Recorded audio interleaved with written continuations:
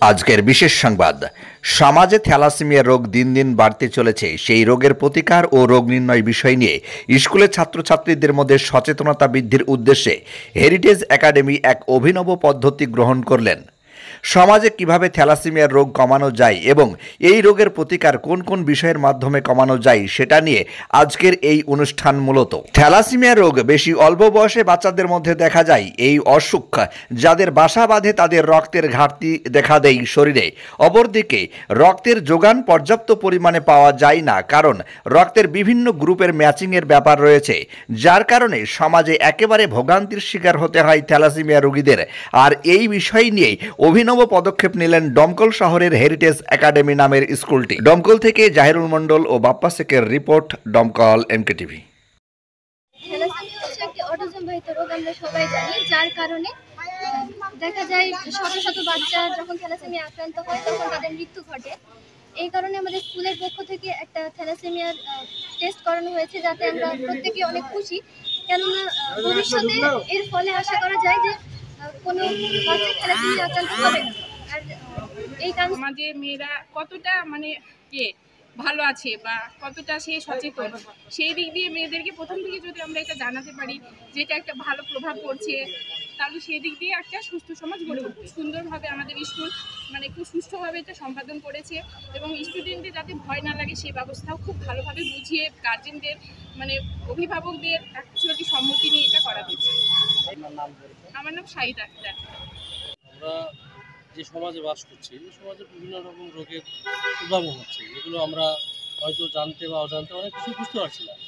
যেমন এবার আমরা ডক্টর এস.এম. সরফরাজ, ডক্টর, উনি আমাদেরকে একদিন বললেন যে আপনারা আপনাদের স্কুলের স্টুডেন্টদের নিয়ে একটা ক্যাম্প করুন থ্যালাসেমিয়া। কারণ থ্যালাসেমিয়াটা এমন একটা রোগ হয়ে গিয়েছে, আমরা রোগ না ভাবলেও এর কিন্তু অনেক তাৎপর্যতা আছে।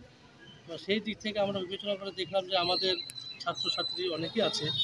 আজকে মোটামুটি 150 স্টুডেন্টের আমরা থ্যালাসেমিয়া টেস্টের জন্য প্রস্তুতি নিলাম। নেওয়ার পরে একাংশ হয়ে গেছে অলরেডি, আরও হয়তো 50টা বাকি আছে।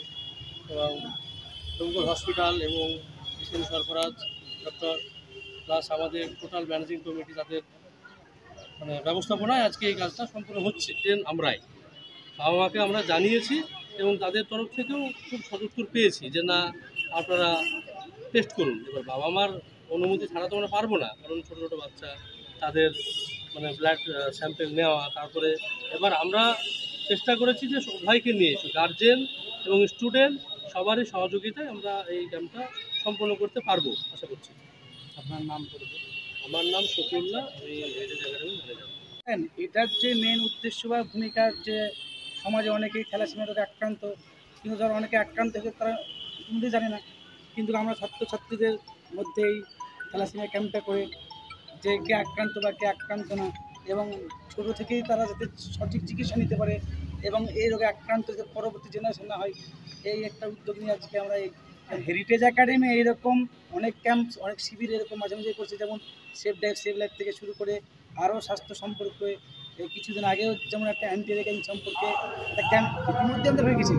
আমরা মোটামুটি প্রতি বছর এরকম বিভিন্ন রকম ক্যাম্প আমরা করে থাকি এবং ভবিষ্যতে আরও করবো। এটা পরিচালনা কমিটি এবং ডমকল হসপিটাল এবং ডাক্তার এস.এম. সরফরাজ সকলেরই একটা উদ্যোগে আজকের আমরা এই ক্যাম্পটা সম্পন্ন করতে পারলাম। আপনার নাম? আমার নাম মুজিদুব আলী, আমি গার্লস ক্যাম্পাসের টিআইসি। থ্যালাসেমিয়াটা হচ্ছে বংশগত রোগ, যার ফলে এই রোগ আইডেন্টিফিকেশনটা দরকার। বিশেষ করে বিয়ের আগে মেয়েদের ছেলেদের উভয়েরই থ্যালাসেমিয়া হয়েছে কিনা সেই ব্যাপারটা জানা খুবই জরুরি। এবং এই ব্যাপারে তোমরা যে এখানে এসেছো বা আমাদের যেটা একটা ক্যাম্প করা হলো, এবং এই থ্যালাসেমিয়ার ব্যাপারটা জানা প্লাস একটা সচেতনতার ব্যাপারও কিন্তু খুব গুরুত্বপূর্ণ। সমাজের প্রত্যেকটা মানুষের বিবাহের আগে, অন্তত বিয়ের আগে থ্যালাসেমিয়া আক্রান্ত আছে কি না এই বিষয়ে অবগত করার জন্য তোমাদের যে উদ্যোগ, অবশ্যই ভালো, খুবই ভালো থাকে এবং ভালো লাগছে। আমার এরকম আরও ক্যাম্প দরকার, আরও সচেতনতা দরকার এই ব্যাপারে। নিয়ে ছাড়াও আরও দেহ থেকে রক্ত সংগ্রহ করে ওকে প্রিজার্ভ করা হয়, যখন প্রয়োজন হয় অপারেশনের সময় সে রক্ত তাকে দিয়ে জীবনদান করা হয়, বাঁচানো হয়। এবং রক্তদান যে প্রোগ্রামটা, সেটাও খুব গুরুত্বপূর্ণ একটা সামাজিক প্রোগ্রাম। আমার নাম আমিনুল হক, আমি প্রধান ছিলেন।